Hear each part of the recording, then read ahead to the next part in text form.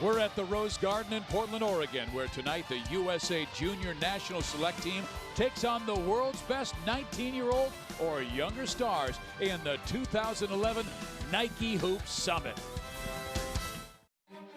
Since 1995, the Nike Hoop Summit has showcased some of the brightest future collegiate and professional stars. A fresh-faced Kevin Garnett, an 18-year-old French guard named Tony Parker, future Atlanta Hawk Josh Smith, then a year later Tyler Hansbrough. In 2005, Kevin Durant.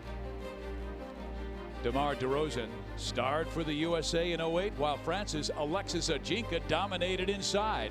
In 2009, John Wall ran point for USA, but Serbia's Milan Makban led the world to victory. And last year, future North Carolina Tar Heel Harrison Barnes and upcoming Ohio State Buckeye Jared Sullinger combined to lead a furious fourth-quarter comeback in Team USA's 4-point win. So who will star tonight in Portland? Perhaps 2011 Naismith High School Player of the Year, Austin Rivers from Winter Park High School in Florida. North Carolina Tar Heel bound James McAdoo from Virginia. Or World Team forward Kyle Wiltshire, who play for Kentucky next fall. The best teenage players in the world meet right now in the 2011 Nike Hoop Summit.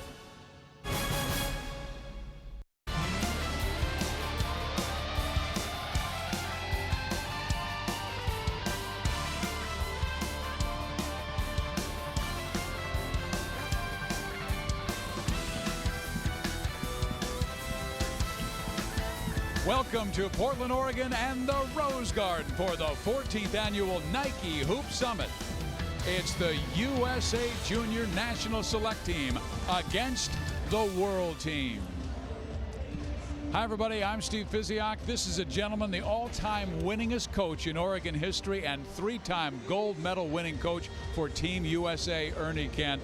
Ernie, tonight we'll see young men who will be making a major impression on the college level and soon the NBA. Well, and I can hardly wait because you've got some exceptional players on the floor, and they've done an outstanding job the last couple of days of getting ready for this basketball game. How about the All-American Austin Rivers? He comes from great bloodlines. His father, Doc, is the coach of the Boston Celtics, and this is a guy who can really play. Well, the thing I like about him from a coaching perspective is he works so hard. His aspirations would be the best high school player in the country. Next stop, best collegiate player. Next stop, he wants to be the best NBA player. So he is driven to succeed. He pushes himself extremely hard. He deserves all the accolades he's gotten this year. As you look at his scouting report, the thing that stands out to me, advanced skill level. That tells you somebody that can pass, dribble, and shoot the basketball, and he has a great basketball IQ as well, too. He was the Naismith Player of the Year, but the Gatorade Play of the Year is Brad Beal from the state of Missouri, and this guy has great skills. Well, he certainly does. He's a young man, again, that has a very efficient basketball game. And what I mean by that, he can beat you in a number of ways. He scored well over 33 points a game in high school, but he can do it off a jump shot. He plays defense. He goes to the hole extremely hard. He can put it on the floor and get by people. And obviously in the open court, he's a human highlight film as he dunks with the best of them. Brad Beal is going to make those Gator fans extremely happy there in Florida. Well, let's meet Brad Beal, who's with our Rebecca Harlow. Thanks, Steve. All right, Brad, two-time MVP and world champion with your two USA teams already. You haven't even graduated from high school yet. How'd that prepare you to become the Gatorade Player of the Year? I believe it did a lot for me, really, because my teammates helped me a lot. Without them, I wouldn't have got the MVP because they put me in situations where I could score and do other things to help the team. So I just want to thank those guys, really. And as far as the Gatorade Player of the Year, I believe that's probably one of the biggest reasons why I won the award, really, because it's the USA team, and not too many people play for the team. So I believe that's probably one of the biggest achievements that the committee would have considered. In international competition, you're undefeated. How important is a victory tonight for Team USA against this team? It's very important. I want to continue the streak. Me and several other guys that were on the same team for the past 2 years. So Coach Sutton told us before, he told me yesterday, he said we never lost to an international team before. And I thought about it and it was true. So, I just want to come out here and just try to win this game and try to keep our streak going. Good luck tonight. Thank you. Biz. Thank you very much, Rebecca. How about the world team? There's a young man by the name of Kyle Wiltshire. He's from Canada, but played at Portland Jesuit High School, led them to 3 state championships. He might have the biggest crowd support. Well, if you remember a few years back, the NBA looked for that 6'9" guy who could shoot the three, spread the floor. He was skilled. He could put it down, make passes. Well, that's Kyle Wiltshire. He does a little bit of everything. Excellent skill set, as you see him here hitting the game winner against Argentina in the World Championships. This is a very skilled, smart basketball player. And what jumps out on that screen right there, the superior court awareness. He really understands and he can see the game. It's the absolute best in the world at 19 and under against the United States best in the world as well. They are fantastic. We'll meet the kids and then tip off the 2011 Nike Hoop Summit. I'm Kevin Love, and you're watching the Nike Hoop Summit.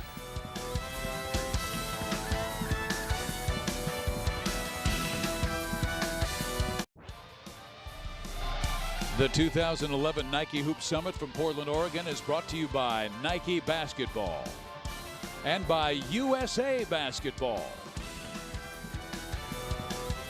Welcome back to Portland for the Nike Hoop Summit. The best 19 and under players in the world meet the best in the United States. Now let's meet Team USA presented by Nike. Quinn Cook, PG County, Maryland, point guard. Tony Roten, Seattle, Washington, point guard.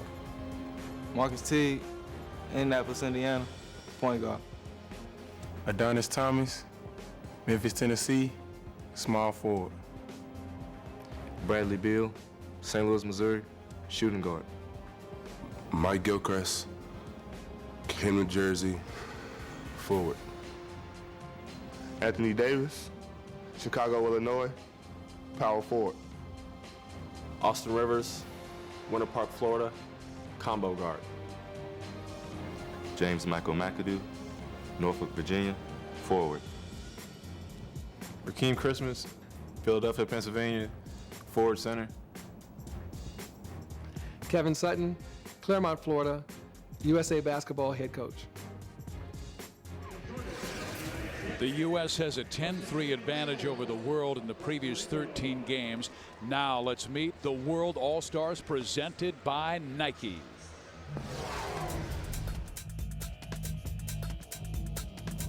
Kevin Pangos, Canada, point guard. Raul Neto, Brazil, guard. Mateusz Ponitka, Poland, shooting guard. Guo Ailun, China, point guard. Ivan Fournier, France, shooting guard.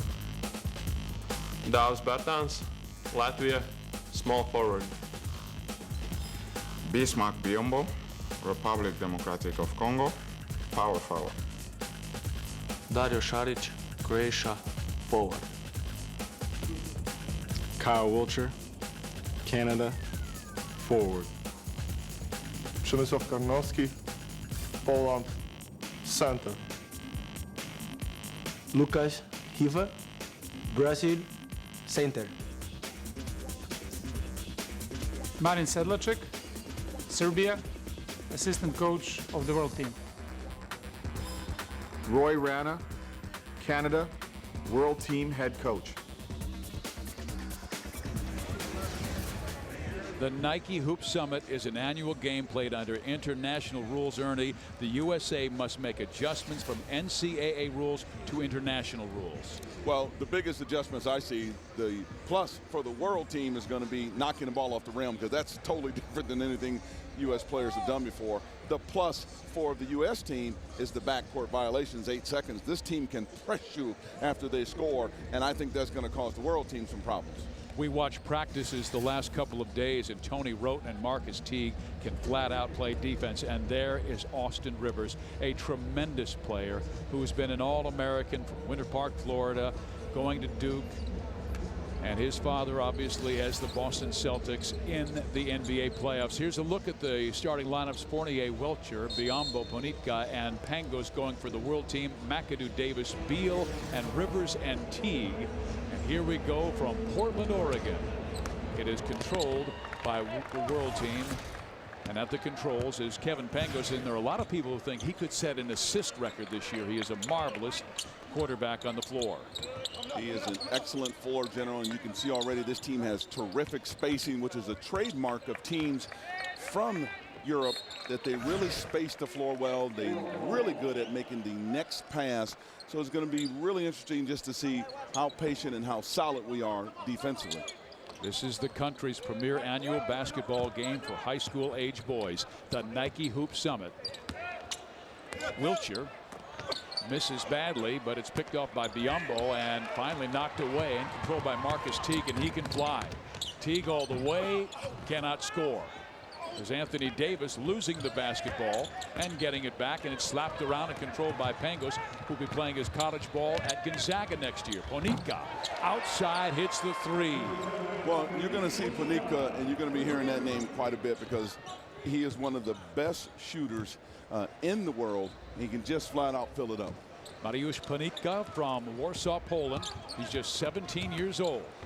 On the drive, this is Austin Rivers, misses the shot, and it is out of bounds to the World team, who has the early 3-0 lead.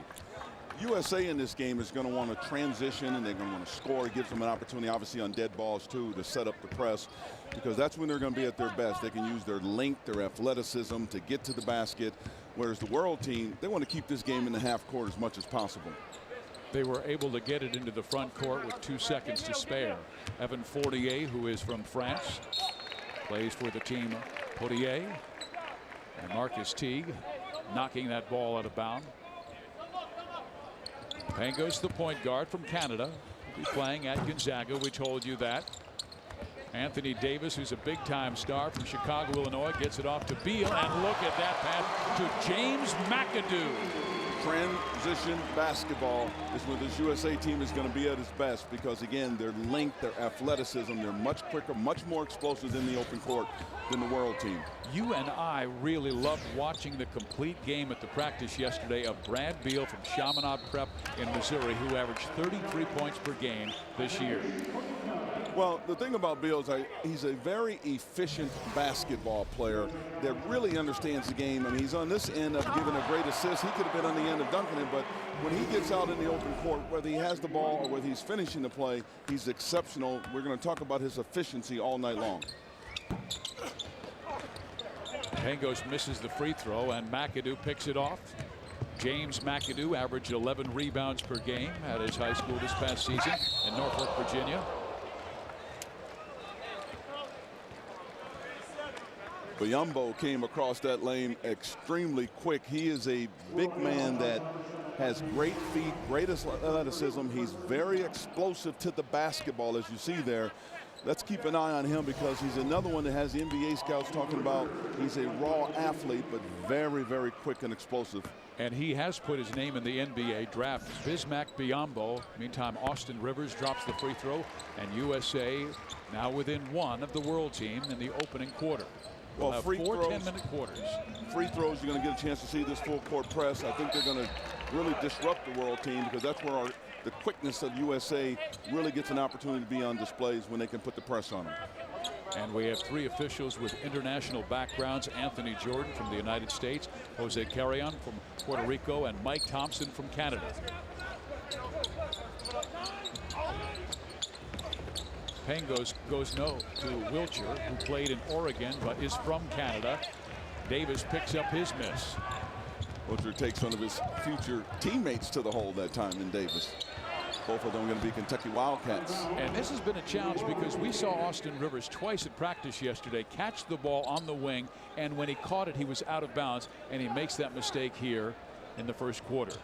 Well, not only Austin Rivers, but I saw a couple of players that did that yesterday. So again, it's going to be an adjustment for them, the three-point line, and realizing that the corners are a little bit shorter than what they're used to.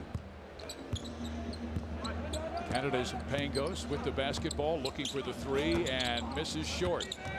Picks off the loose ball and resets the offense, and Teague will pick him up defensively. The World team runs a lot of screening action. You'll see them in ball screens. Pangos is a very heady, smart point guard. It's going to be another one of those great guards headed to Gonzaga that can control a team. He really understands time and shot situation. Very well schooled at the point guard position. And Kevin is a young man who helped Canada win the bronze at the under-17 in Germany last year for Roy Rana, who is the coach today. And a lot of people talking about the improvement both by Canada and Poland at the World Championships. I think you see a great opportunity to understand just how different countries, they develop their players, and here comes a rise in talent in both Canada and Poland that's going to give them an opportunity to compete on the world stage with some excellent athletes and skilled basketball players right now. The world team has 11 players from 8 different countries across 4 continents, and they're filled with players owning a great deal of international basketball experience. 5 different geographic zones are represented: Africa, the Americas, Asia, Europe, Oceania. Right now, the U.S. has the basketball. Tony Roten in the game now, the left-hander who's going to play for Lorenzo Romar at Washington next year, and he drives to the basket and has the ball knocked out of bounds. Tony is a very explosive basketball player. You just saw a good look of his athleticism to go in there and challenge a 7-footer and try to get his shot off. But left-handed players are real crafty basketball players and tough to guard. But he is an explosive player that knows how to play. Great basketball decision right there by Tony Roten. He averaged 8 assists per game at Garfield High School in Seattle, and Lorenzo Romar will welcome that because he's going to lose a great guard in Isaiah Thomas. Well, he's Ponitka from Poland missing the shot, and it goes out of bounds. Rakeem Christmas was on the finishing end of that dunk, so Jim Boeheim is going to welcome that too, because I mean, you're talking about a long arm athlete, and I talked to Jim Boeheim, and he said, you know, if he can develop as the power forward, we could be really good next year, because they only really lose 1 basketball player off that basketball team at Syracuse. So you see Tony Roten puts it on the floor, great assist. Look at the explosiveness by Rakeem Christmas. He's going to be one of those players that if he can handle the power forward spot for Jim Boeheim and Syracuse, they have a chance to be one of the top teams in the country next year. And he's hungry about getting better. He's participated at the Lodemeyer Skills Camp. Coming up with the loose basketball, Fournier, and he zips it ahead to Kyle Wiltshire from Canada, who went to Jesuit High School in Oregon, leading them to 3 state championships. Quinn Cook, he had ice on his knee yesterday, but he's on the floor now, going to Duke, playing for USA. Gilchrist has it go out his hands, and it's controlled by the USA team. But we lose the basketball as Rakeem Christmas was out of bounds when he touched it.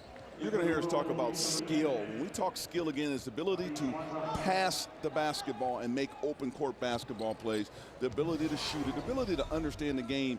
And with the world team, the majority of these players are already playing professional basketball in their own country, playing against much older players. They have a much different type of mentality in terms of the skill set. Alan Guar also in the game now. He is from China, 17 years old, 6'4", 180. And it's interesting, we have talked to Chinese people who say that his name is Ellen Guar, but when he introduced himself in the lineup, he said it's Guar Ellen. We'll go back and forth all night long, I'm sure, on that one. Here's the USA team. Quinn Cook flipping it off. Beautiful pass to a slam dunking Michael Gilchrist. So USA, very skilled, but along with that skill, they are a very athletic basketball team. This team is a joy to watch in practice. They're quick. They've got great length. They've got a lot of pieces over there that can play several different positions. And again, they're at their best in the open court. Don't blink because you're going to miss something spectacular, because this is a very good young basketball team. How about the quick hands by Tony Roten, who led that steal? And now a miss picked up by Gilchrist, who lays it up and in. Michael Gilchrist, who will be playing his college basketball at Kentucky next year out of St. Patrick High School in Summerdale, New Jersey. Let's talk a little bit about Michael Gilchrist, because he's an all-around basketball player. He can defend. He's a great offensive rebounder. He finishes at the hole extremely well. He's got a little quick mid-range game on him. But I just like this USA team, the way they can get out running in the big-time dunk here. This team is a highlight waiting to happen.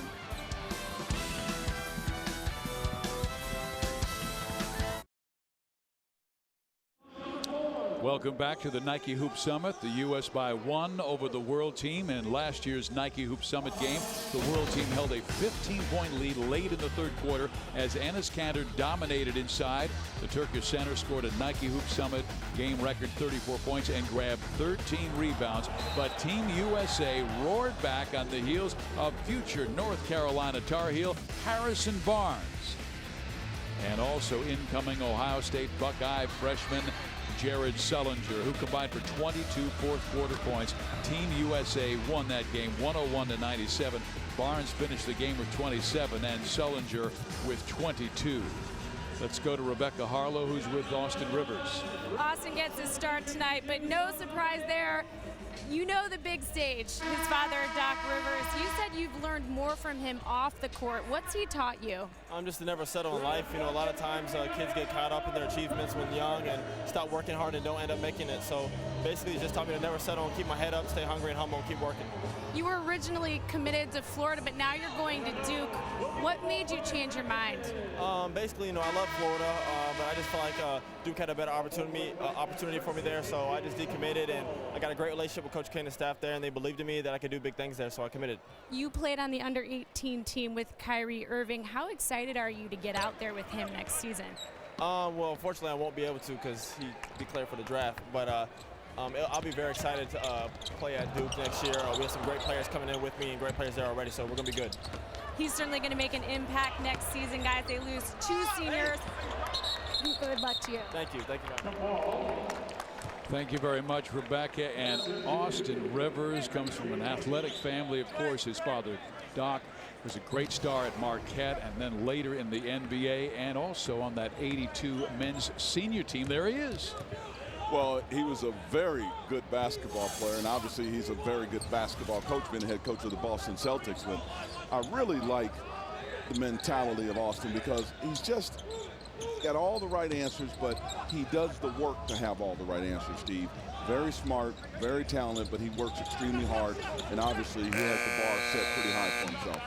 Shot clock violation against the USA team, and there's their coach, Kevin Sutton, who served 3 times as a USA assistant coach and 24 years of coaching experiences, 10 with the legendary prep coach Stu Vetter. So Kevin gets the call, and his team right now has an 11-9 lead over the World. Right now in the game for the World team is Davis Bertans, and we were watching him shoot, and he can really fire it up. He's a 6'7", 205-pound, 18-year-old young man from Latvia. Well, you got a goaltending on the play right there, but I'm going to tell you right now, this World team has to make an adjustment because the athleticism of the USA is really causing them some problems inside, and it's really giving them an opportunity to get out and run. And obviously this is the goaltend here, but I like the way that they are attacking the basket, this USA team, because their athleticism is at its fullest when they can put it on the floor, go to the hole, and put the pressure on this World team to defend them. Here's the youngest player playing in this game, and he is a marvelous star by the name of Dario Saric, 6'9" player from Croatia, who yesterday it was his birthday and he turned 17, and his teammates gave him a gift. It was an autographed Magic Johnson jersey, and he was thrilled to receive it. I was in the room when he received it, and he had the biggest smile on his face. They sing happy birthday. So you're talking about players from all over the world coming together, and for that moment it showed their team chemistry and camaraderie, and that's what these World Championships will do for you. Great block by Gilchrist on the 7-foot Lucas Riva. Now, a foul is called. Lucas Riva is out of bounds. Long athlete. When I say long, he's very quick to block shots. He has like a 7'6", 7'7" wingspan to go along with that great length of his, and he's explosive to get up in the air to block shots. So the pro scouts are drooling over him right now because he's at an early stage in his development, but he has an opportunity to just be an outstanding basketball player. The World team having a tough time against the U.S. defense. They are just 3 for 16 in this game. And I called him Lucas Riva. Even on the back of his jersey it says Nogueira, but he calls himself Lucas Riva Nogueira, but would rather go by Lucas Riva or what his teammates call him, Bebe. Bebe, I like that, Bebe. The Brazilians like to go with one word for their name. USA is doing a good job of getting up the line on defense, causing a lot of problems for the world team. Their athleticism, their length. Defensively, they're just outstanding right now, putting the pressure on them. World team 3 for 17. Teague with a floater, can't go, but there's the rebound, and a foul will be called against the World. Now the World team, even though they're 3 for 17, they've got to feel good about the fact they're only trailing by 4. Well, they can feel good, and you know the World team is an all-star team. Obviously, it's not like Argentina or Spain, their national teams. Roy Rana has done a good job with an all-star basketball team, but they don't have as many sets that they would have if they were playing for their own national team. So in the past, where maybe USA has gone over and played some of the national tournaments and have struggled with teams running 15 different plays and being able to execute to the second, third, fourth option, this team only has about 5 or 6 plays. So pressure defense that's applied by USA right now is really disrupting this World team on the offensive end of the floor. Bradley Beal misses the second foul shot, and it goes out of bounds to the World team. We told you that the U.S. owns a 10-3 advantage in the Nike Hoop Summit Series. The World team won in 1996, 98, and then 2 years ago in 2009 when they had a record 11,246 here at the Rose Garden. Foul is called inside against the U.S. team, and this will send Raul Neto to the line from Brazil. You know, anytime the USA can get a bucket, anytime there is a dead ball and they have an opportunity to set up their press, they're going to wear on this World team throughout the course of the game. Their athleticism, their length is going to start to disrupt them, and you're going to see that they're going to have more and more difficulty getting the ball up and down the floor versus that press. So the key is to score so they can set it up, and obviously any dead ball situations, Coach Sutton will definitely put them in the press. Neto makes 1 of 2. He helped Brazil to the silver medal last in the America's under-18 championships, averaging over 15 points per game. And the World team comes out with the little 2-2-1 full court press and falling back into the 2-3 zone. Now, this is really going to test the skill level of USA. They're great at running up and down the floor, making basketball plays, showing off that athleticism. Well, now it's going to show off their ability to understand how to attack a zone defense. And right on cue, great assist and great finish by Anthony Davis. I was watching the eyes of Marcus Teague, who threw it. He was waiting for Davis to break to the hoop. Here's a steal by Neto. There's that press again, though, to force him to turn the ball over. Bar-Ellen misses. Rebound controlled by James McAdoo, who will be heading to North Carolina next year. If you get an opportunity to see here, now this is a pretty good 2-3 zone defense. You can see on the floor there the defense there, and what happens in this, they run a little dummy motion, and you can see the alley-oop pass over the top, and this is an excellent read on the USA's part. Anthony Davis, how athletic is he? His head almost hit the rim on that play, but it's a great execution and shows you how to attack the 2-3 zone with a little bit of dummy motion, as we call it, on the weak side, and come back with the dunk over the top. Anthony Davis is an interesting story because he went from 6'2", a relatively unknown guard, to the high school player of the year candidate because he has grown 6 inches in the past year and 8 inches since his sophomore year. He's in the middle playing defense, and Anthony Davis now 6'10", 220. Now, to put that in perspective for all of you point guards out there, you can imagine a point guard with great ball skill. That's what he was, a 2 guard. Exactly. So let's take John Stockton and turn him into a 6'10" guy. Can you imagine how good he would have been at the NBA level? Well, that's what happened to Anthony Davis. He was a 2 guard with tremendous ball handling skill, and then just shot up 6-7 inches. And now here he is at 6'9" with all of that skill, so he has the ability to shoot the 3. He can put it on the floor. He has the mid-range game, tremendous offensive rebounder as well. I wonder if John Calipari was recruiting him to Kentucky when he was 6'2". Well, either that or he ought to give whatever assistant coach there a bonus who had the opportunity. Is that Kenny Payne? Yeah, that's when you talk about projecting where a kid was going to be. I don't think they projected him, 3 years ago when you had a chance to take a glimpse at him that he was going to be 6'9", but certainly they can project him now to be an outstanding player for Kentucky. Anthony told me his mom didn't project him. His mom is only 5'5". Way to go, Iriana. And his dad, Anthony, is 6'1". He just kept on growing. Here's Austin Rivers back in the game with Bradley Beal and Marcus Teague. So they're going with the Flyers on the floor. Teague has to take the jump shot. There was just 3 seconds left in the shot clock, and Biyombo grabs his miss. The zone has USA spread out and doesn't give them as much of an opportunity to attack rebounds because they got to come the distance, and the world team has the inside position on them. Well, we get our first look at Przemek Karnowski. And here is Austin Rivers all the way on the drive. Beautiful through the lane. He is so smooth. Skill, skill, skill. The ability to put it down, the ability to make basketball decisions, and the ability to explode and read situations. That, to me, is his greatest gift. He is a very skilled basketball player. Brad Beal with the steal, and Brad Beal will be going to Florida next year. Billy Donovan had to be thrilled when he was able to get his letter signed. Well, he's getting the Gatorade National Player of the Year, a efficient basketball player. He does a little bit of everything. He defends. His scoring average is just off the charts. Can you imagine 33 points a game? You and I together probably couldn't average 33, and Dr. B and our producer on the truck together couldn't average 33, but that is a very gifted basketball player with that kind of point production. Ernie, the other thing I like about him, I know Chaminade Prep in Missouri, very tough school, and he was on the honor roll.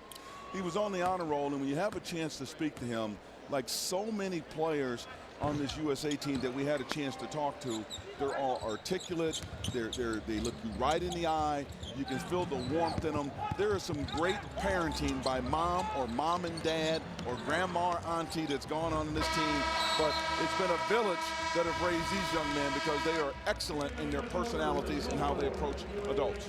The U.S. has the lead, 20-12 over the world, but the world team shooting just 3 for 21 in this game's first 10 minutes. The Nike Hoop Summit continues. It's the 14th annual classic from Portland, Oregon. We'll be right back.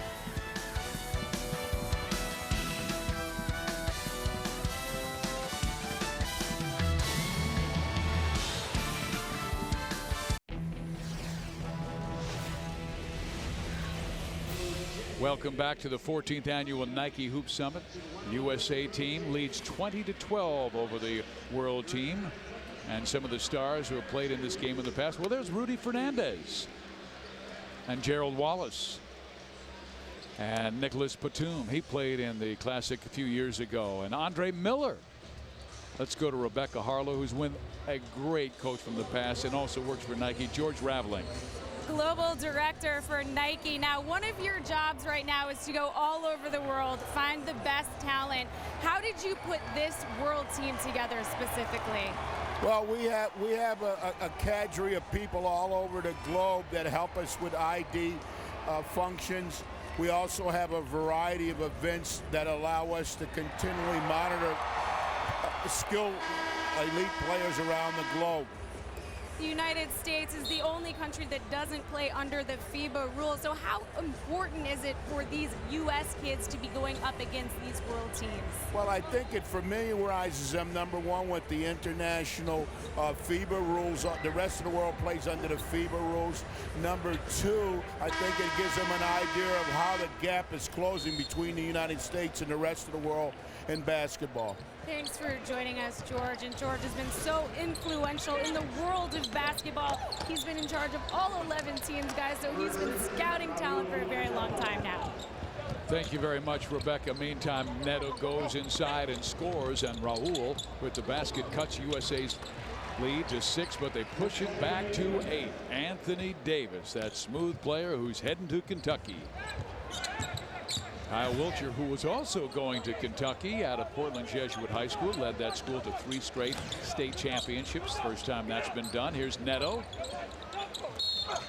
And down low, trying to go to Biombo, who is from the Democratic Republic of the Congo.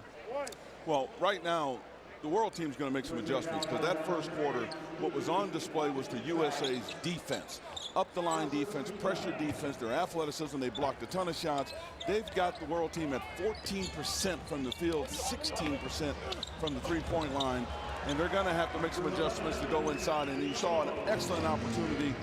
The quickness of Biombe is just incredible for a guy his size to be able to move like that. They had him doubled, and he still spun to that baseline. Neto with the steal, and Raul has it knocked away by Teague. Neto gets it back. Now he scrambles for the basketball, and it goes out of bounds to the world team. He was very aware of Teague's presence. Well, I'll say again, the athleticism of this USA team, they can make mistakes and then recover on defensive because they're so athletic and so explosive, and their length is something to behold. This is a very long basketball team. Biyombo trying to take it back inside. This is a marvelous talent, and I talked to some NBA scouts yesterday who said he might be a first-round pick this year at the age of 18. Well, the reason for that is he's strong, he's athletic, he's quick of foot. Look at this post move. He's very, very agile for a guy his size, but yet he's still raw. What I mean by that is he hasn't refined his game where he's not smooth and polished. So his upside is huge, and I think that's why so many pro scouts look at him right now and say, boy, he has a chance to be a good player. Ernie, he was introduced to basketball in high school. 2 weeks later, he was on the national team. How about that? Unbelievable. He then went to Yemen and then also to Spain. He's playing for Spain, where he had a little mix-up there because they didn't want to let him out of his contract to play in this game, but he had it written into his contract. This game, the Nike Hoop Summit, was so important to Bismack Biyombo. He had it written into his Spain contract that he could get out and play in it, and here he is. Well, and the reason it was important is for the NBA scouts to see him up close and personal, and he's certainly working very hard to make sure they do see him. And if you don't see me now, you will see me soon, because that was pretty impressive to go up and dunk on 3 USA players. Not 1, not 2, 3 USA players. Hakeem Olajuwon didn't have a lot of experience before he became a major star at Houston. Can you see me now? Yeah, Quincy Cook with the basketball, and now Quinn Cook from Oak Hill Academy going to Duke. He is the point guard. Count the basket for the USA, and it's Michael Gilchrist. When you have an opportunity to see a player explosive as Quinn Cook, you know, Duke's going to lose 2 really good guards, and they're getting in Cook and Rivers. I mean, those are 2 of the best guards in the country, if not the 2 best guards in the country. That's going to be one of the best backcourts that you're going to see in college basketball, even at a young age, because they're both explosive, they're smart, they know how to play. Cook is more of a quarterback type, really understands how to share the basketball and get everybody else involved. Rivers can do it all. Score, quarterback a team, lead a team. Both of them have outstanding leadership characteristics and excellent in the classroom. Pangos has it stripped, and here's Quinn Cook from the baseline left scoring, and USC is now up by 9 with 7:40 to go in the first half. And here comes the press again. They're going to cost this world team a lot of problems, and I want to go back again and make an emphasis on that, because there's a lot of young kids out there that'll look at this game and say, wow, those are great athletes and they have a chance to get to the NBA. There's a lot of great student athletes on the floor, and 2 of the best ones are Cook and Rivers. One of the 2 best players in the country are 2 of the best student athletes in the country as well. That's impressive, and young people need to understand that there's a direct correlation with smart play, smart students, taking care of your business in the classroom as well. Nice move by Francis Fournier, who scores off the glass. Fournier puts it down, he drives. How about the little step through crossover move there off the glass? I really like him. The scouting report of him says he's going to be another young, skilled shooting player. Needs to get a little bit more foot speed on the defensive end of the floor. And obviously his body needs to get bigger and stronger, but he has a nice skill set. He really understands how to play. And now the world team comes right back in their 2-2-1 full court press to see if the USA can kind of turn the ball over, knowing they only have 8 seconds to get it over. Gilchrist gets it forecourt. Cook gets it to a teammate, and Tony Roten is fouled and slammed to the turf. Tony Roten quickly up, and he'll be moving. I was talking with Tony, who will be heading to the Washington Huskies next year, and he is thrilled to be playing for Lorenzo Romar because he loves the style that Coach Romar plays, and this is a guy with tremendous skills in his background. How about this, fans? 2 weeks ago, the principal at his high school, who's also into track and field, said, "Would really like you to go out for the track team." Tony Roten ran a 10.78 100 meters, which is the fastest time in the state. He's been in track and field 2 weeks, and he's got the best in the state. How about that? Athlete. That's what that is. I talked to Lorenzo Romar at the Final Four, and You know, he said, Ernie, he brings so much energy to the floor. And when you think about that crowd and that environment up there at Washington, and putting a player like that that loves to feed off that crowd, he gets everybody involved in the game. He really understands it as well. He's going to be another player, and they're going to need him with Isaiah Thomas leading up there, Vinoy Overton leading their program. He's going to do a lot to replace those two players because of his athleticism, understanding of the game, and the way he gives so much energy when he's on the floor. Coach Romar does a great job at bringing the family atmosphere to his basketball team, and that's another aspect of Tony Roten. He wants to be part of that Husky family. Here we have the ball knocked out of bounds as USA has a 6-point lead over the world team. Roten on the floor. He injured his knee as a junior, and he was playing high school football. He was a safety wide receiver. He told me that he injured it playing football, but he's at 100% now. He's at 100%, and he wants to be a point guard, which is going to be his natural position if he has a chance to talk about Abdul beyond college. Abdul Gadi and him are going to be great together because they both have good point guard skills. They understand. They think pass first. They both can score if you need for them to. So you're talking about two players that are going to be able to feed off of each other. Gotti brings it up.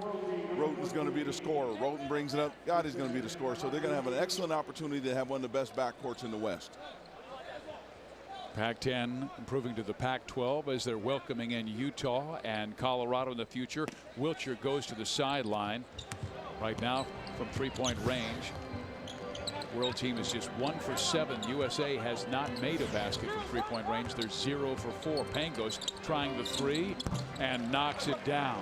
Coach Mark Few has to like that, as Pangos will be heading to Gonzaga next year. Well, he's going to like it because Pangos is a pure shooter. He says his idol is John Stockton, and he's looking forward to coming up there and being able to, wow, look at that play. What a pass by Roten to Anthony Davis. You know, Pangos, to finish my thought there, you know, John Stockton has meant a lot to that program up there. He played pickup ball with those guys and give them a few pointers in the offseason, but more importantly, I said, well, what about Steve Nash? That's another Canadian player that was pretty good as well. Mariusz Ponitka from Poland misses the shot. Here comes USA, led by Tony Roten. And Roten is immediately fouled by Evan Fournier from France. You know, Roten, his skill set is really good. He is a pass-first type of basketball player, and here's a great no-look pass to Anthony Davis. Again, one of the things Lorenzo Romar told me about this young man, Ernie, he is a terrific passer. He gets everybody else involved, and he plays at such an energy level that's going to be contagious to his teammates. I love the young man. I had a chance to see him play all through high school. I'm happy to see him back at full strength from the injury because he is a very exciting basketball player. The Husky fans, get ready. You're going to love him up there. I know you've seen him a lot, but I think he's going to bring a lot to the table for that Washington team. Austin Rivers gets it to Quinn Cook. They move it around to Bradley Beal. Back to Cook, who tries to drive it, sneak it inside. Saved by Davis, who throws it up and almost knocked it down. It hit the iron, but they say it's still a shot clock violation. That's why Davis had to throw it widely. He did read the clock and made the shot, but it did not go in. Bisnak Biambo is the star from the Democratic Republic of the Congo, and he showed a great move there.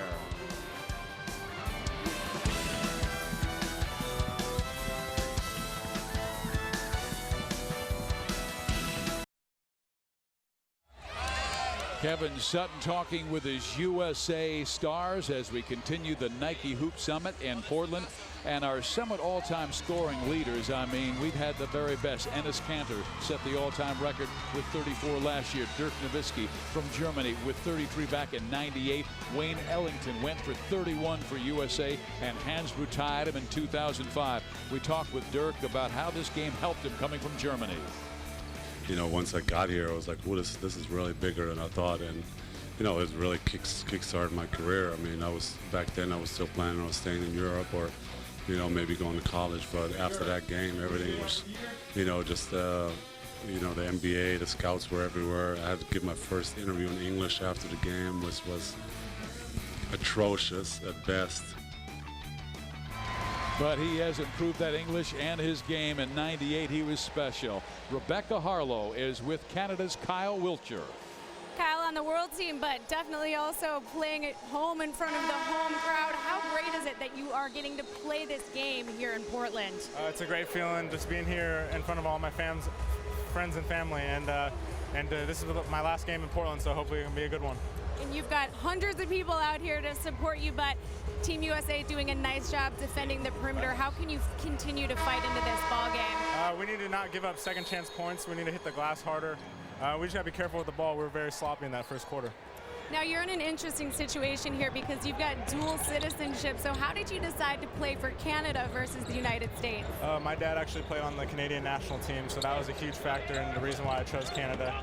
My dream is to play in the Olympics someday, so I thought my best bet would be to play for Team Canada. Thanks so much. Appreciate your time. No problem.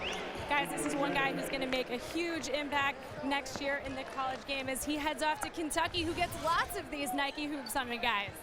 4 players in this game going to Kentucky. Rebecca talked about his dad, Greg, and did you know that his father, Greg Wilcher, was the second-round pick by the Chicago Bulls in 1984? The first-round pick was Michael Jordan.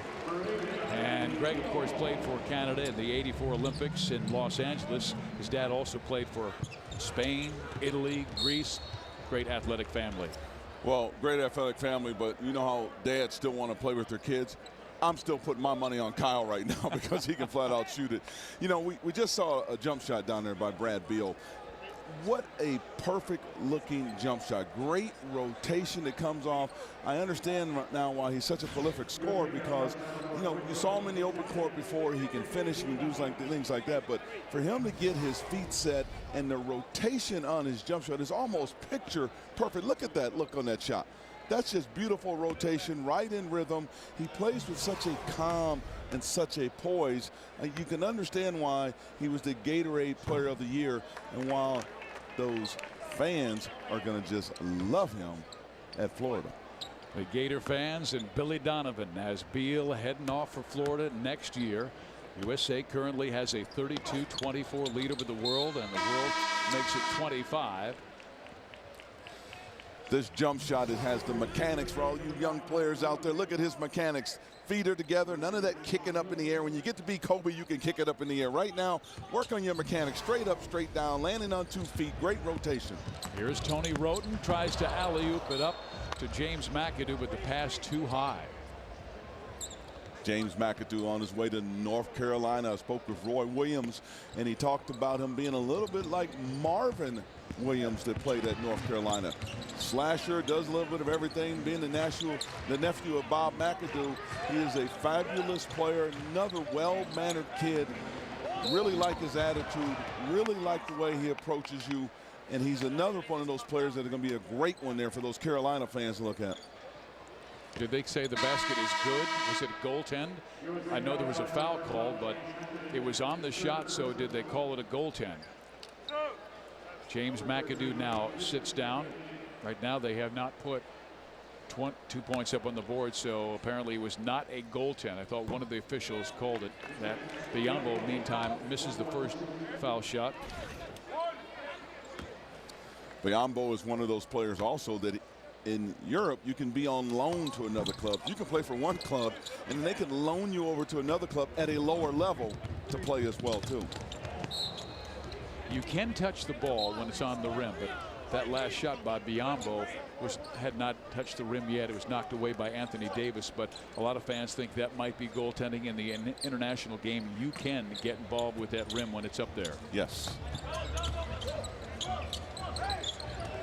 Rivers, 4-3, knocks it down. You know, the world team continues to stay in that zone, and they're trying to neutralize some of the athleticism on the floor. The old thing, if you can't guard quickness, try to zone quickness and get it to stand around. But this USA team with Beals, Rivers, they can really shoot the basketball, and they're going to stretch that zone and open up the driving lanes again to go attack the basket, and you show off that athleticism.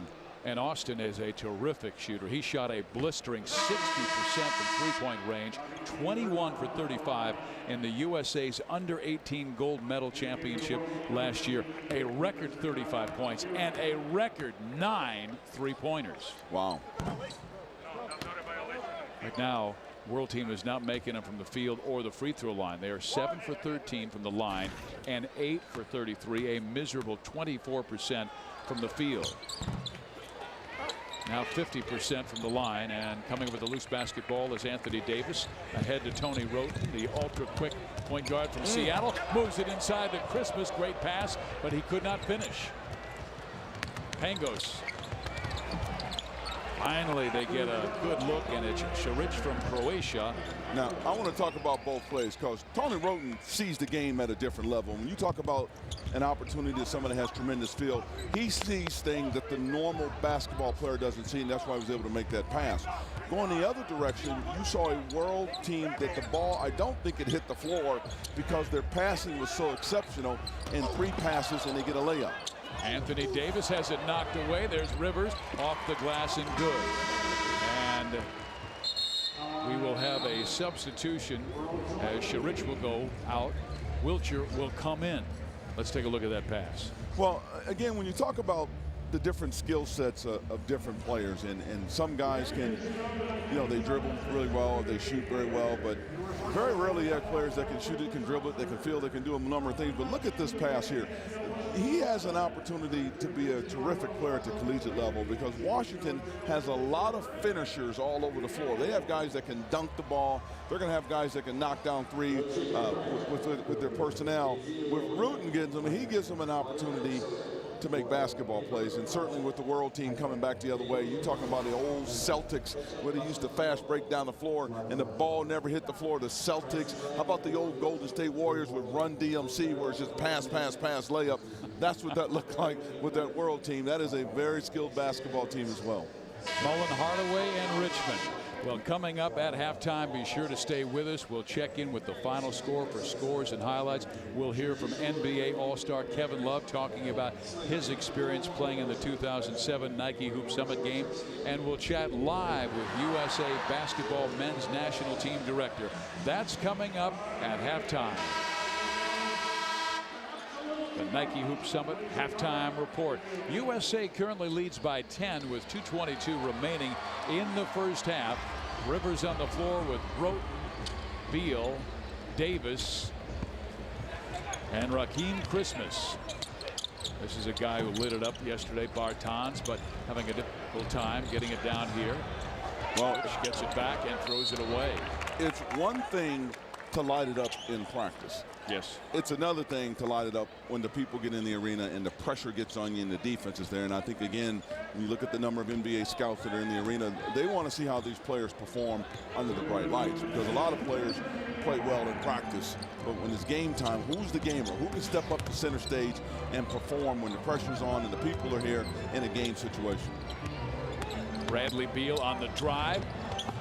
Can't get it to fall, and it's claimed by the ultra-tall Lucas Riva Nogueira, a 7'1", 225-pound, 18-year-old player from Brazil. Canada's Wiltshire with it, working with another Canadian, Kevin Pangos. They're on the national team together. 5 seconds left in the shot clock. Kevin with the pull-up and has it blocked. Roten runs the point. He's a big point guard at 6'4", 205 pounds, and throws it away. Well, what he needs to do is shoot the ball a little bit, too, because that time he had an opportunity to shoot it. Because pretty soon, if you're just going to be someone that makes plays, defensively, I'm going to play you for your pass. Great pass by Roten to Davis for the slam. And we've got a timeout called by Roy Reyna. He does not like what he's seen from the world team, who trails by 12 with less than a minute to play in the first half. Excellent basketball game so far for USA. They're very good at turning you over from the defensive end of the floor and then getting out and finishing on the offensive end of the floor. Their pressure defense is really disrupted this world team right now. This world team is a team that needs to play in rhythm. If you allow them to extra pass you, drive, kick, swing, drive, kick, swing, then they're very good. But the pressure has disrupted that all right so far. 4 assists for Roten. Well, in the 2000s Nike Hoop Summit game played in Indianapolis, French point guard and future NBA All-Star Tony Parker scored 20 points, impressing San Antonio Spurs scouts. The Nike Hoop Summit basically put me in the map. After that game, they following me the next year, my whole year in Paris. And after the second year in Paris, that's when I got drafted. Tony Parker, outstanding player for the West champion San Antonio Spurs, and Evan Fournier from France plays for Poitiers, and he has a film crew following around from his Poitiers team. So in other words, he's a big celebrity back home. Big celebrity back home, and hopes to be a Tony Parker in the future in the NBA. Well, Tony Parker is an example of how European basketball, George Raveling talked about closing the gap. I think they've closed the gap because he is an exceptional basketball player. Well, the world team had 6 players on the floor as Lucas Riva Nogueira was out there and then walked off the floor. So are they going to let it go? Because it should be a technical foul. Well, I don't know, because Coach Sutton was all over that. He was jumping up and down and telling them they had 6 players on the floor. I can't believe they're going to let it go. Maybe they should have let the play go a little bit more, let them score, then tell them. But I guess it's a friendly game, and when a show, USA wants to show that they're very friendly, they're going to give you an opportunity to get that 6th man on the floor. Wiltshire inside scores. So world team is able to cut it down to 10 with 31 seconds left. Separation of game clock and shot clock, 8 seconds. Let's see the heady guard play here. See what kind of time and clock management. How about Rivers pulling up and knocking down a 3, his 2nd tonight. Manage this. Almost a steal. Here comes Neto. Into the corner it goes. Bartans, who sinks the 3. Davis Bartans from Latvia. That'll do it for the first half, but USA has the lead by 11 points, 42-31. And it was well played, particularly by the Americans, as they were able to defend well, force a lot of turnovers, and also deny the world team from shooting the ball well. They were 11 for 41, 27%, so great defense for the U.S. Stars. Well, the defense is because of the length and the size is pretty pressure. Let's go to Rebecca Harlow, who's with Coach Kevin Sutton. Coach, the world team shooting just 26%. What do you like about your man-to-man defense? We've seen a lot of pressure from them. Well, it's important for us to play solid man-to-man defense. We talked about that all week long. We talked about coming in here and hanging our hat on defense. All these kids are very talented. They can score, but it's about us playing defense. So we talk about that in the beginning of the game, and they're doing a great job. We're doing a great job with that. You guys are doing a nice job in transition as well. You're coaching the best players in this country. How do you decide who do you want to put on the floor? Well, it's difficult. That's why I have assistant coaches. So I just try to get as many of them in there as I possibly can. You know, sometimes I try to go with the guys who are playing well together. Thanks so much. Congratulations. Thank you. Appreciate it. You guys, a great example of not knowing who to put on the floor and everyone participating. Gilchrist leading the way with 10 points for Team USA, Fizz. And also Austin Rivers with 12. Tony Roten with 4 assists. We've got scores and highlights when we come back at the Nike Hoop Summit.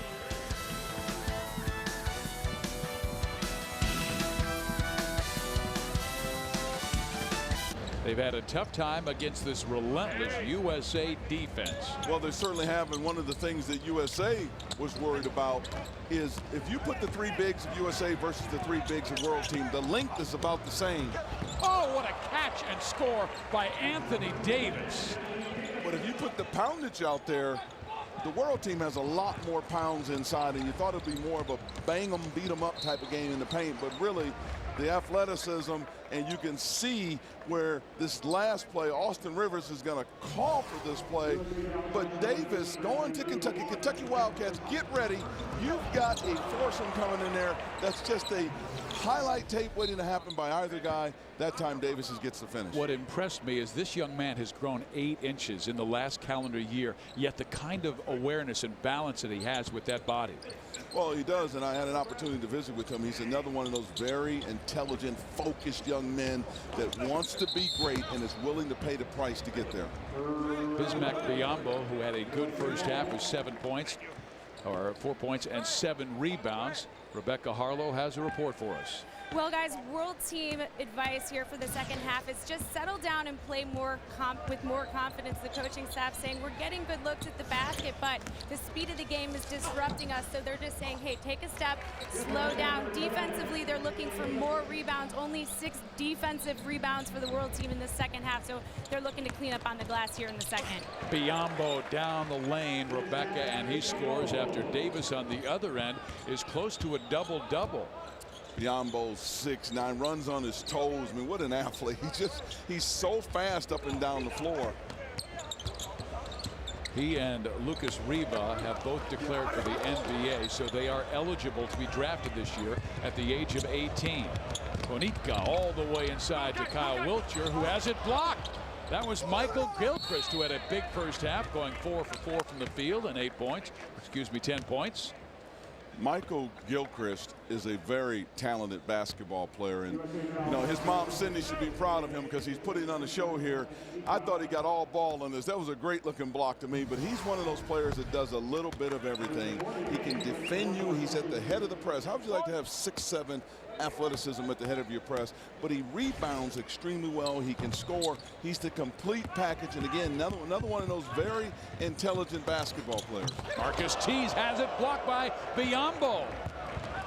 Francis Fournier down the lane, and Evan can't score. Wiltshire's there, knocked away by Anthony Davis, his 3rd block of the night. Have you ever seen a game with so many blocks? It tells you about the athleticism on both sides of the floor. How about that pass? How about that play right there? You're talking about another Kentucky Wildcat. Teague is explosive in the open court. He's quick. He's got great vision. That's a behind-the-back, no-look pass right down the middle, right on the money. From Indianapolis, Indiana, Pike High School, going to Kentucky next year. Marcus's brother, Jeff, was a super player at Wake Forest and now playing for the Atlanta Hawks, and his dad, Sean, played for Rick Pitino at Boston University. Do you understand why they did not want him to come over here now, Steve? Because he is putting on a show for the pro scouts right now. I mean, you just don't get an opportunity to see that type of explosiveness in a young player that can go up in traffic and dunk the basketball. 4 of 6 from the floor for 8 points, and Gilchrist with a nifty pass to Davis, and Davis is beginning to pull away. He's got 16 points to go with 9 rebounds, one of the leading candidates for player of this game. Well, and that again, that was Wildcat the Wildcat. Get ready, Kentucky Wildcats. The Bluegrass State is going to be set on fire because you've got some athleticism coming your way that really not only plays the game but enjoys to play the game. They play with a certain amount of energy and intensity that I think people are going to love the foursome. Poland's Bonitka scores at the other end, pulling it down. Bradley Beal, the 6'4", 220-pound, 17-year-old player from St. Louis Chaminade Prep, going to Florida, getting it off to Marcus Teague. And Teague barely got it off in time. It hits the front of the iron.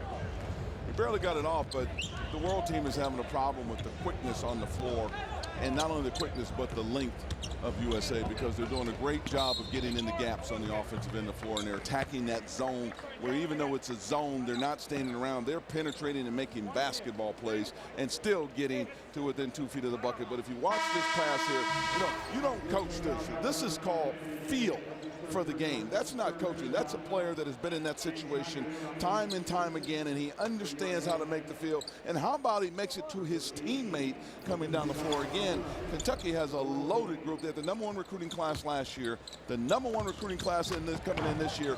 Who are those assistant coaches? They need a raise. That's all I got to tell you. Lucas Riva Nogueira from Brazil slams it down for the world team, and they pull within 10 of USA. Beal short as it skips over the iron, and James McAdoo was the last to touch it. James McAdoo, what a nice looking body on him. I mean, he's got good size. He's got definition already for a young player.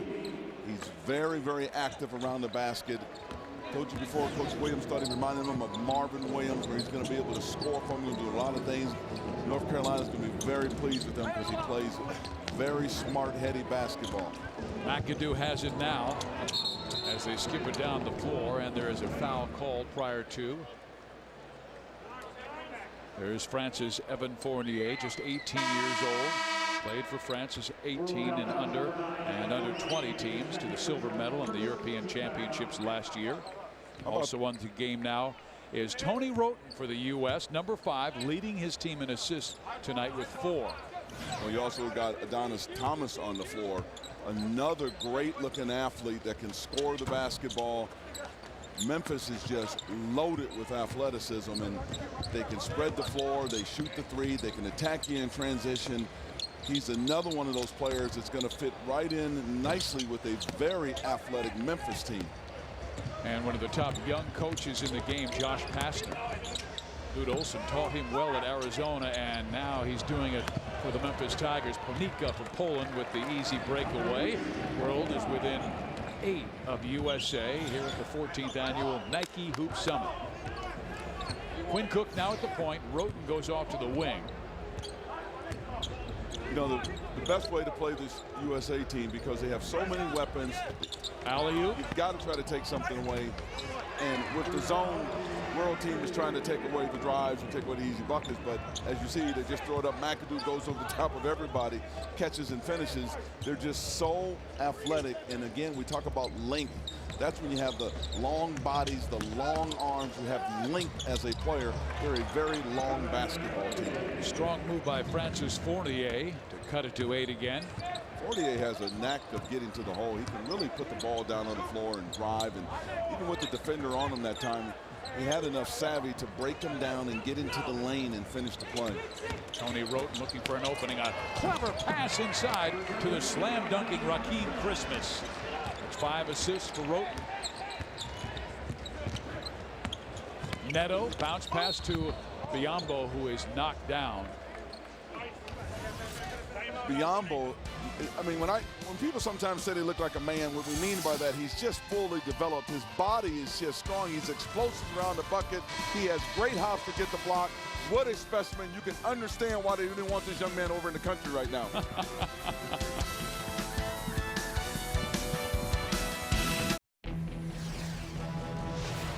Here at the Nike Hoop Summit, there are 4 Nike Hoop Summit players going to Kentucky next year. One is in the World team, and Canada's Kyle Wiltshire. But how about 3 from the United States? Well, you're talking about 3 nice-looking kids and nice-looking athletes. You see here, Davis over the top for the dunk. Very long, athletic basketball player. Here comes Gilchrist down the middle. Boom, great hops, good all-around basketball player. Then again, Teague with the no-look behind the pass to his teammate Davis kind of middle. And let's not forget, you have Wiltshire on the other side, 4 outstanding basketball players. Our Rebecca Harlow is with one of those Wildcats, Anthony Davis. Yes, well, Fizz, one of the bigger guys going to Kentucky. However, that was not always the case. Anthony, you spent your life as a point guard, but then you grew about a half a foot in just several months. How has that helped your game as a big, the fact that you started out as a point guard? Well, it helps a lot.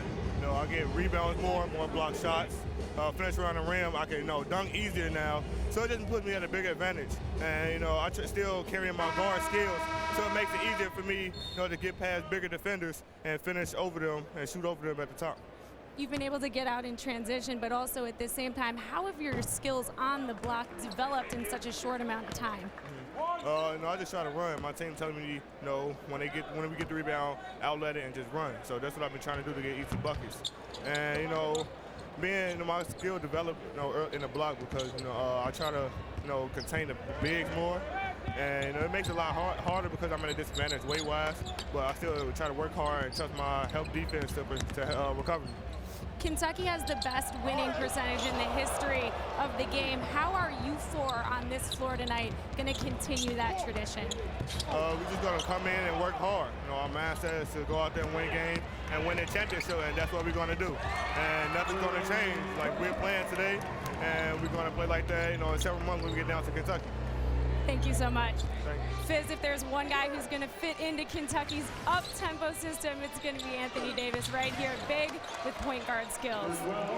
No question, Rebecca, 16 points and 10 rebounds already. He has gone from a 2-guard spot with that growth spurt to now the power forward spot. And Ernie, you were telling me that's one of the most difficult positions to find for college athletes. Why is that? Well, the reason for it is you want to find somebody that's 6'9", 6'10", that's skilled. That's hard to find because typically those kids in high school, they play the center position. They don't work on their perimeter game. So you have a long athlete that's 6'9", that has worked on his perimeter game being a 2 guard. Now he's 6'9". You can move him outside. He is going to be a matchup nightmare because of his size. You put a big guy on him, he's going to blow by and go to the hole. You put a guard on Davis, he's going to post him up. 7 wingspan, so he's like a 7-footer. Well, let's put him with Terrence Jones and Brandon Knight. Let's say they don't go out to the NBA, because right now they both put their names in. They have until the 24th to put it in, and you have until the 8th to take it back out again of May. So if they all stay and this team comes back, you're talking about Jones and Davis, matchup nightmares. Gilchrist that can do some of everything.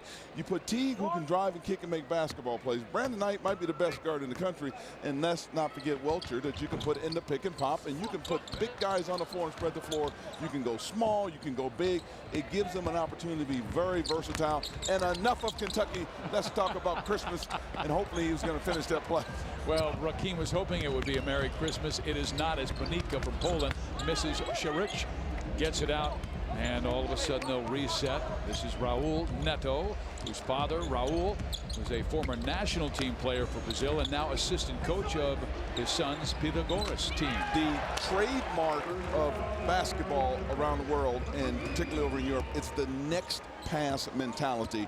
And you saw Raul makes the next pass, and they make one more pass again, and then another pass. They're a very unselfish basketball team. Even though they're an all-star team, USA is the same way. 2 very unselfish basketball teams on the floor right now. That is a jump shot from 2-point range. You can see there's 2 lines on the floor, but they are using the FIBA difference, which is 22 feet, 1.75 inches. The NCAA is 20 feet, 9 inches. So there's quite a difference. Get a chance to see Michael Gilchrist. I mean, he rises up and he shoots that shot with such ease. And again, a very versatile all-around basketball player. Great package on him and a good game on him. USA with a 12-point lead over the world team with 1:15 to play. Quinn Cook with the basketball. Marcus Teague going baseline. Oh, he is so quick.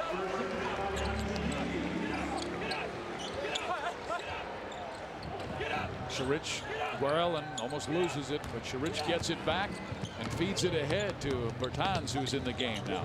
Davis Bertans. Bertans has really put on a shooting display in practice the last couple of days. He hasn't got a lot of looks here, and he has NBA 3-point shooting range, but this USA team's did a good job of taking the shot away.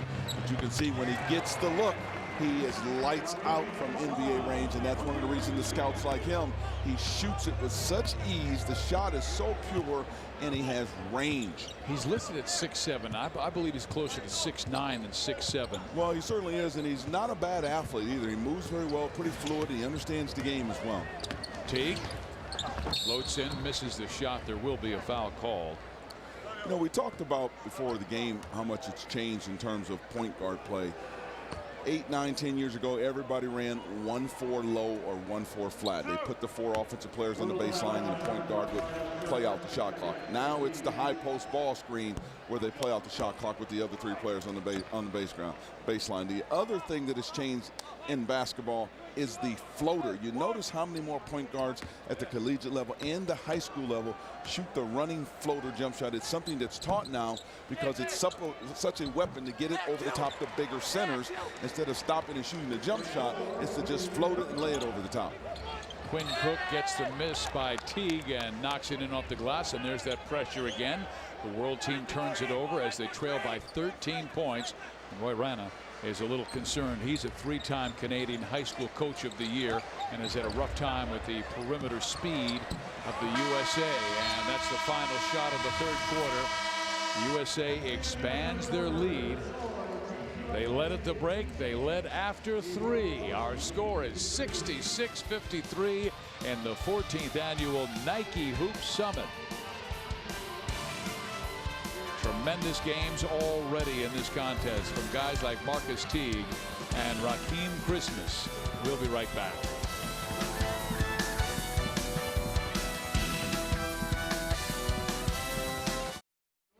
USA Select leads the world team by 13 points.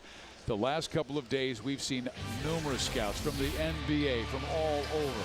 Well, we certainly have. I've obviously saw the Knicks here and several other NBA teams well represented. George Raveling, of course, with Nike basketball. Paul Hewitt, ex-Georgia Tech coach as well. And one of the players they were waiting to see was Michael Gilchrist, who's having a really terrific night. Well, the reason for that is he's just a complete all-around basketball player. You know, he's explosive in the lane, dunking over people. He's a great rebounder at both ends of the floor, and obviously he can finish. And he's one of those players that defensively he is really, really good, but he can get to the hole, makes all the right plays, all the right decisions. And right now he has 13 points in the game. He's 6 of 6 from the field. He's done a good job defensively at the head of the press. He's disrupted this world team, and he does it with a poise and a calm that tells you, again, he's going to have an opportunity to be an outstanding basketball player. And I think that's 5 of 6 from the field. He missed one. How can he? Meantime, Wilcher, who led Portland Jesuit High School to 3 state championships, knocks down a long-distance shot. On the drive, Teague gives it off at the last moment, but Davis cannot finish. Anthony Davis having a marvelous game already with 16 points.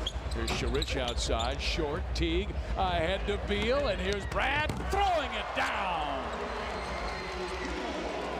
You know, Steve, right now, if you're a Kentucky fan, you get a glimpse of the future. You have Kentucky Wildcats on the floor in Gilchrist and Davis. And then if you're a Duke fan, you see your future sitting on the floor with Rivers on the floor. And of course, there's Teague on the floor for Kentucky as well, too. How about that? Teague, Davis, Gilchrist, 3 Wildcats on the floor, and Beal heading down there to Florida, explosive, very efficient basketball player. They're going to love him down there. He's very smart and very intelligent young man as well. I really enjoyed talking to him the other day. Wilcher misses the three-pointer. Pangos gets it back to Kyle. They played on Team Canada together. Bertans for 3. The reason Bertans is such a very good player is because he gets his feet set. He's always looking shot first, and he's waiting for you just to give him a little bit of room. He has a pure jump shot, and at 6'7", 6'8", we even think he might be 6'9", he can really score the basketball. His father coaches in a small town in Latvia, and he literally had to the keys to the gym. And that's why he was able to go there so often. Davis Bertans from Latvia plays for Olympia junior team there. I believe that's the 9th block for the world team. USA has 10 blocks in the game. It tells you again about the athleticism on the floor. Austin Rivers on the floor with Marcus Teague, Michael Gilchrist, Brad Beal, and there's Teague floating in with the left hand right before the buzzer sounds and the shot clock violation. So a score by the USA. They now lead the world by 11 with 8:15 to play. Pangos. Nice pass. Sure was, and a fine finish by Mariusz Ponika from Poland. Ponika is one of those players, again, that always is on the move, plays very well off the ball. Rivers being defended by Bertans. Austin trying to take his man. Instead, he goes to Beal, who makes a marvelous quick move and kicks it out. Teague with the floater. There's that floater again. Dangerous weapon by so many guards that understand the game and use it as a big-time weapon over big people. Remember, they need 8 seconds to get it across the shot, across the timeline. Biombo goes inside, but gets fouled by the USA. I think Tony Parker was one of those European players that brought that floater over to the country. I remember seeing him when he was a lot younger, when he first started playing against USA.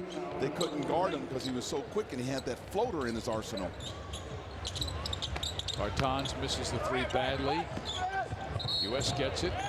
Is there a foul call by Panitka, or did the U.S. step out of bounds? I believe Michael Gilchrist had his right foot on the sideline, stepped out of bounds, so turn it over to the world team, who's trying to challenge here. Remember, the world team had a 15-point lead in the 3rd quarter. USA rallied last year to win by 4. Pangos missing the 3. Ponika is fouled as he tries to put it back up, and he will be at the free throw line. Mariusz Ponika His Polish team lost to the United States in the World Game last year badly by 30 points. And Panika said yesterday, yes, revenge was on his mind. They still have 7 minutes to play.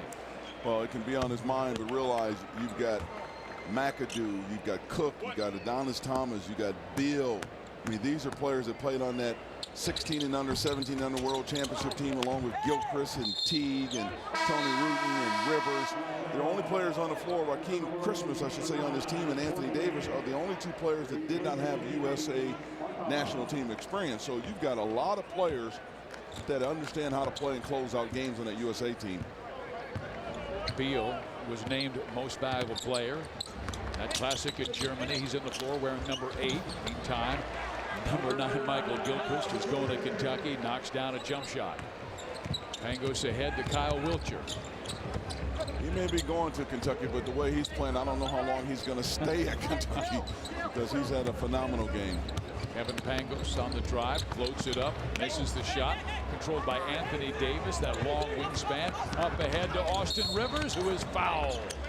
You know, understand Anthony Davis just rebounded the basketball. And this is when we talk about going from a point guard to a 6'9" player that can rebound, put it on the floor, and make the pass. This gives your break so much more quickness because you don't have to find a point guard. When you have your 6'9" guy can rebound and be your point guard and hit ahead, it just makes you so much more faster in transition. So for running teams, if you've got big guys that can rebound and put it on the floor, it makes you super quick in transition. He'll get his own rebounds. He averaged 22 per game this year at Chicago Perspectives Charter High School while averaging 32 points per game. Yes, he will. Austin Rivers heading to Duke. This is the shot. Guerra with the rebound and pushes it ahead to Kevin Pangos from Canada. Fournier from France misses the shot, and it will go out of bounds to the world team, who still trails by 13 points, nearing the 6-minute mark. Fournier continues to get in that lane. I really like his game, the way he puts it on the floor. He can penetrate, keeps his head up, always thinking attack, and if you overhelp, he makes the right basketball play. 8 on the shot clock. Wiltshire steps back and then loses the ball as he tries to pass it inside to Fournier. Quinn Cook backs up. Cook is real smart with the ball also. You see the way he's always under control, always has his head up, always looking to make the right basketball decision. Rivers runs it down. Still 8 left in the shot clock, and Austin trying to go baseline. Scores! You know, Duke has lost 2 really good guards, with Irving leaving and Smith leaving, but they've got 2 exceptional guards coming in the door as well. That can Rivers defend with a steal. He's one of them. Oh man, he's something special. Well, they put the trap on him to begin with, and then he takes off in transition. Really does a nice job of shaking and baking and getting by his guy. But this team is going to be exceptional, this Duke team, because they got great guard play. They can pressure you defensively and get out and run. They can make basketball decisions and outstanding in open court transition. 17 points, Rivers.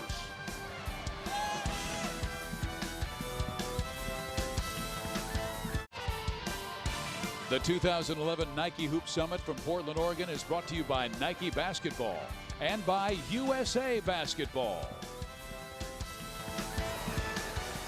Welcome back to the Rose Garden in Portland, Oregon for the 14th annual Nike Hoop Summit, and it has been a block party tonight. Well, it certainly has, and I'll tell you, with both teams having the athleticism to get up and down the floor, Gilchrist on the block, he's played phenomenal in the game. And then again, even on the other side of the floor, Biombo says, get that stuff out of here. He's on the block. And again, he says, get it out of here. You understand why the pro scouts are drooling over his athleticism. This is an outstanding game with some great athletes on the floor. 4 years ago, a guy by the name of Nicholas Batum had a terrific game here at the Nike Hoop Summit. He now plays for the Portland Trail Blazers, and he's with our Rebecca Harlow. Well, Steve, if by terrific you mean leading all scorers in that game with 23 points on 9 for 13 shooting, that would be Nick Batum. But Nick, that night you were going up against Kevin Love, Derrick Rose. How did that game in particular prepare you for the NBA? It was huge for us. It was huge, especially for me, to play against all those guys. I heard about like Derrick Rose, Kevin Love before the game, and I remember when I went warm up, I saw those guys dunking every time. I was like, they're gonna kill us. I won't play this game, man. I just come on the court to just play my game. I had a good game, but we lost. So. You grew up in France, and a lot of the guys out here growing up all over the world. So how important is it even just to come play in the United States and experience what that's like off the floor? Because you can show your skill in your game against those American guys. You know, we have the chance in Europe because you play against your guy. Now you can come over, just play against the best high school player, and can show to the GM, the scout, if you can play up now in NBA. And that's what I did. Over the last 2 years, it's been really important for you to talk to the world team members. You've taken the time with playoffs right around the corner to meet with these guys. What's the message? Just told them just to play basketball. Don't think about yourself and try to win the game. If you try to win the game, you're going to make a good game, because if you think about yourself, you're going to lose by 20 or 30 maybe. So just play your game and have some fun. Just have some fun and enjoy the experience.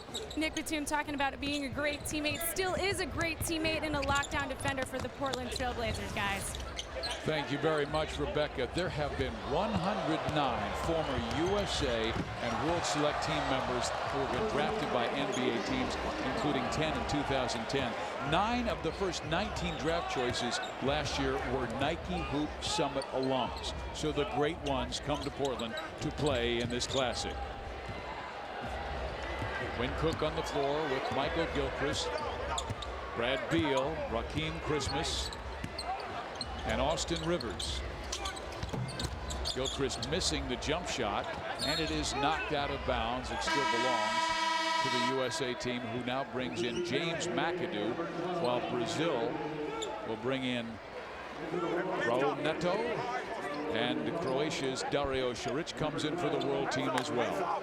Well, Christmas was just on the floor, and you know, I just watched a blockout situation where he got kind of held out of the play, but you know, he's going to have to really learn that that next level, there's a lot more energy that needs to be put out on the floor, but he's got a nice frame, nice body on him. Christmas is going to have a nice career at Syracuse. How about Austin Rivers going to Duke? Now has 20 points to lead all scores tonight. Biyombo, though, controlling inside. He now has a double-double with 10 points and 10 rebounds. Well, you can see he's a young man that has not played a lot of basketball. He plays for club teams that didn't want him to come over here and play in this Hoop Summit because they didn't want the NBA scouts to see him, and you can see why. He's got such a great explosive game on him. Quinn Cook outside. USA beginning to pull away inside of 4 minutes to go in this 14th Classic. Looks like US will go up 11-3 in the overall series, as the world team won in 1996, 1998, and 2 years ago in 2009. Marcus Teague, who told you heading to Kentucky. I mean, you look back at the drafts we've had. 2008 as an example. The first 3 players taken that year, Derrick Rose, Michael Beasley, and O.J. Mayo, all are Nike alums. Well, they all are Nike alums, and they all are representing USA. And there was a time, I've been on the USA basketball committee, where kids, you know, they weren't as committed during the summer as they are now. But I think the success that USA basketball has started to have overseas, this last group with LeBron James and Dwayne Wade and all that, they have really changed the face of USA basketball. And if you look at the who's who in college basketball and pro basketball, they're going to have USA basketball on that list. Almost 9,000 here tonight. The record was set 2 years ago. Over 11,000 fans here. And obviously a lot of excitement because a local lad is here, and that is Canada's Kyle Wiltshire, who went to Portland Jesuit High School and led them to 3 state championships. But a lot of cheers for both the USA and world tonight. How tough, Ernie, is it to bring all-stars together in such a short time? You've been a coach 3 times, twice as an assistant, once as a head coach for Team USA. Well, it's extremely difficult, and the key thing is to get character guys that really want to win and represent the name on the front of the uniform, USA, and not the back. Because when you go overseas, those teams take so much pride in beating the United States. So this is a very good basketball team. And I'll tell you, the most important spots on this team is the guys that are in that, you hate to even say the 10th, 11th, 12th, 13th spot, because they're not getting a lot of minutes, and they have to be guys that were superstars on their high school team that can handle that situation to keep the chemistry right. So my hat's off to Coach Sutton, and I look at the bench over and I look at this team and I watch them in practice. They're a very good basketball team together with each other to really get along with each other well. Nika with a sweet move inside, and Poland is cheering because this is a young man who is so talented and they like his future in Europe. Roten back in the game, and Tony flipping it to the corner. That was McAdoo that shot that shot. How about the look of that jump shot? I mean, again, he's got a nice game on him as well, too. Fournier misses from the corner, but put back in. Or Elling Wang, one of the two, but he is a very good basketball player, one of the best players from China that's played in this summit. We've got to explain that because we have been told he goes by Ellen and also by Ellen Guang. Another block on the floor, and Biombo has just put on a display here. He needs one more block for a triple-double. He's so explosive off his feet. He's athletic, he has springs, but he just elevates so quickly. When you see how quick he gets up, you know, watching it at home doesn't do it justice. When you see him in person in practice, we saw this the last couple of days, he's just so active, and he has such a great bounce in his run. He has 10 points, 10 rebounds, and 9 blocks. And my guess is the way USA attacks the basket, he's going to have an opportunity to get that triple-double. Wow. And once again, fans, he has put his name into the NBA draft.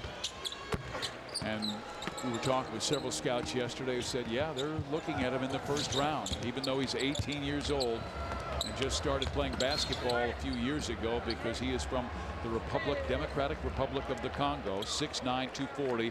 And what they're doing is they're projecting this young man to see where he'll be, not now, but where he'll be 4, 5, 6 years down the road. Well, get him over here and let him develop plan and practice against some great players. Get him in a situation where you got excellent weight rooms and strength coaches and trainers and all the things and all the intangibles that allow a player to develop. That's what the pro scouts are looking at. If we can get him in our system now and start to develop him. I mean, look at what he's done already. And again, he's played in a pretty good environment from where he's come from, but he has an opportunity to really grow. His upside is really, really good in this young man.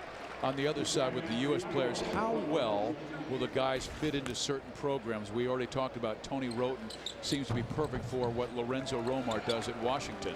Well, Bill's going to be perfect for Florida with the way they play.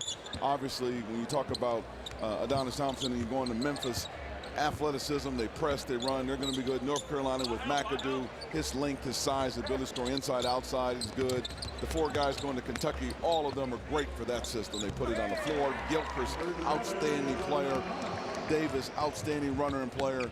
So I look at it, Cook, Rivers going to Duke.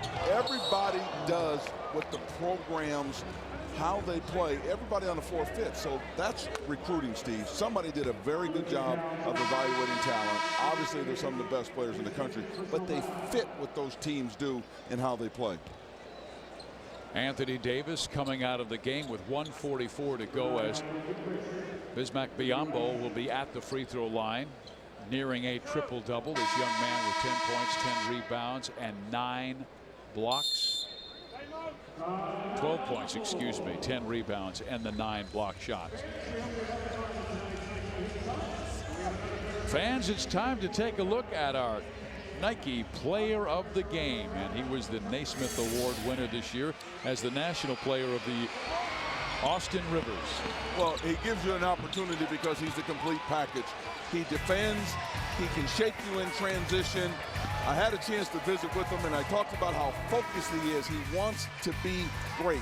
There's a lot of players that say they want to be great, but not only does he want to be great, he pays the price to get there. He's trying to do everything right to give himself every opportunity to be successful. And in this ball game, 20 points on 7 of 11 shooting from the field. He's done everything right in this ball game to lead his team. 3 of 4 from the three-point line. I just love the young man. You can see why he's the Naismith Player of the Year, and he's got everything there that needs to be a champion. He's sent his USA team to 2 championships now. Under 16, under 17. He's been the guy to sit there. He sets a single game records in those games. So he shoots it, he defends, he's a leader. I mean, he's got everything you need to be a champion. Duke, you're getting a great one. I hope everybody down there is happy because this player is special. He is a very gifted player, and my hat's off to Doc Rivers, hey, you've done a right job in everything you've done to get this young man, because sometimes the dad can be a little bit overbearing. Obviously, mom has a lot to do with it also, but a dad can be overbearing. Doc Rivers, the coach of the Boston Celtics, you've done a great job with this young man because he's an outstanding man and an outstanding basketball player. Mom, too. Kristen. Yes. And Moms he also too. wanted to praise his dad because his father, I understand, would design the Celtics practices to fly to Austin's games in high school. Yeah, but I guarantee you Dad didn't cook the meals, drive him to practice, do the laundry, help him with his homework. Moms are the MVP. Tony Roten inside. Mrs. McAdoo tries to take it back up and in, but he is fouled at the 132 mark of this game by Bismack Biyombo. James McAdoo. He could have graduated early and played at North Carolina, but chose to finish his senior year. I like that. He made history when he became the youngest to win the USA Male Basketball Athlete of the Year. Usually that goes to an older player. He was 16 at the time, named up for the 16 and under team. Well, he's the nephew of a great one too, in Bob McAdoo, who attended North Carolina. So, you know, I look at him and I just think he's going to be special because he's so mature, all of these players, but he's one of the ones that's just focused and calm the way he plays. He doesn't get too up, he doesn't get too down, he just gets ready for the next play. And those are to me, those are the great ones. Here's that jump shot by Davis Bertans, missing it. And Bismack Biyombo loses it out of bounds with 1:09 to play. Looks like the USA will win as they have a 17-point lead, and this will push the record to 11-3 in this Nike Hoop Summit. World team winning twice in the 90s, and 2 years ago, Biyombo claims another rebound, so he has 12 points to go with 11 rebounds and 9 blocks. Well, they're saying USA last touched that. I thought Biyombo kind of stumbled it out of bounds, but Kyle Wiltshire with the basketball. And banks in a three-pointer. Well, I look at the floor, and even though Rivers got the player of the game, he's a Naismith player of the year, Gilchrist all-around game, Davis, long, shot blocker, Roten, I mean, really sees the floor extremely well. Teague, Cook, Rivers, all outstanding point guards. Wiltshire can really shoot and really has a tremendous feel for the game too. There's so much talent on the floor, and again, every single player fits the program that they're attending, all the way down to Pangos, who's going to Gonzaga. He fits the prototype Gonzaga point guard. He can shoot it. He's smart. He understands the game. Great leadership too. Tony Roten inside gets fouled. He'll be at the free throw line after he drove the lane through a nifty pass to his teammate Teague, who gave it right back to him. But Biyombo not only blocked the shot, but picked up the foul. And if Biyombo was able to pick up that block without fouling, he would have had a triple-double tonight to go with 12 points, 11 rebounds, and his 10th block.